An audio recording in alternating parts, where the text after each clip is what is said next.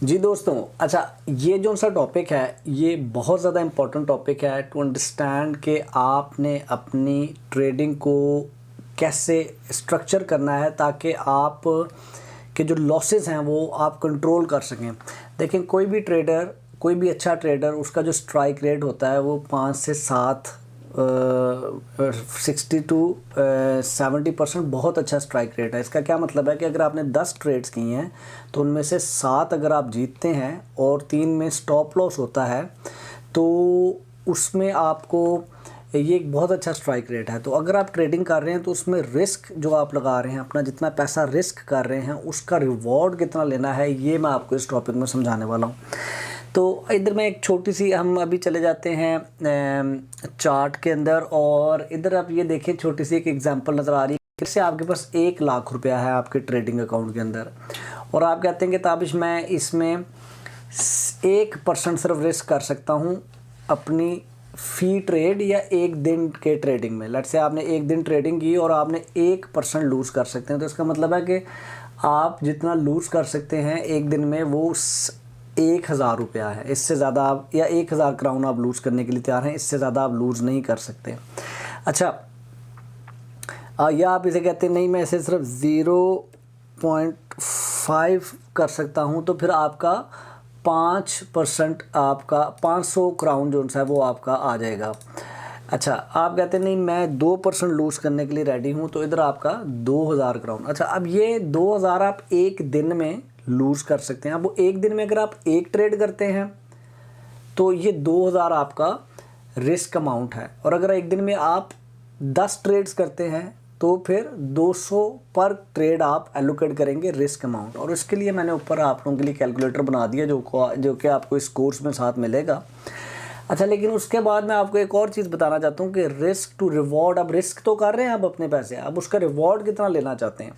तो उसका यहाँ पर एक सिंपल सा रूल है जो कि मैं आगे जाके इस रूल को समझ लें, जो कि मैं आगे जाके बताऊँगा इसको प्रैक्टिकली करना कैसे। सिंपल सा रूल ये है कि अगर आप डे ट्रेडिंग कर रहे हैं तो 1 to 1 रिस्क टू रिवॉर्ड बड़ा अच्छा रिटर्न है आपके पास। इससे ज़्यादा भी हो सकता है, लेकिन एक मैं नॉर्मल, एक नेचुरल और जो एवरेजली चलता है उसमें मैं आपको बता रहा हूँ कि अगर आपने 1 क्राउन लगाया है और उससे 1 क्राउन कमाया है तो ये एक बड़ा अच्छा आपका रिस्क टू रिवॉर्ड है डे ट्रेडिंग के अंदर। जैसे जैसे देखें टाइम फ्रेम आप कम करते जाएंगे अपना ट्रेडिंग का, 5 मिनट के चार्ट के ऊपर या 15 मिनट के चार्ट के, यानी कि आप एंटर हुए हैं और आप 15 मिनट बाद एग्जिट हो रहे हैं, तो आपका जो रिस्क टू रिवॉर्ड है वो कम होता जाएगा।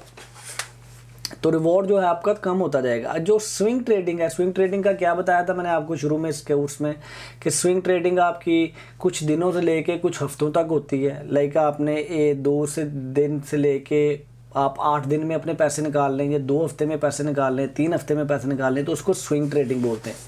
तो उसमें जो आपका रिस्क टू रिवॉर्ड होना चाहिए वो एटलीस्ट 1 to 2 होना चाहिए या 1 to 3 होना चाहिए, ऐसी ट्रेड में आप एंटर हों।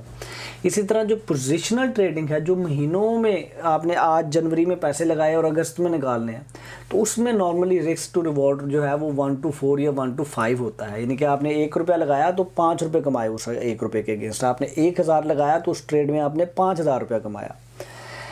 तो ये है basically concept risk to reward का। हम थोड़ा सा अपने कैलकुलेटर को फॉलो कर लेते हैं, अभी सारे का सारा समझने की ज़रूरत नहीं। लेट्स से हमने यहाँ पे कहा कि जी हम टोटल 2000 अपना रिस्क कर सकते हैं, तो कोई भी 2000 अगर आप अपना रिस्क कर रहे हैं तो आपका let's say height of a candle, ये भी हम जाके देखते हैं क्या है, और उसके बाद लो ऑफ अ कैंडल 20 है, तो आपका जो टोटल स्टॉप लॉस है वो 30 हो गया। तो 61 शेयर्स खरीदेंगे, और अगर स्टॉप लॉस हिट होगा तो 2000 आप लूज़ करेंगे, ठीक है।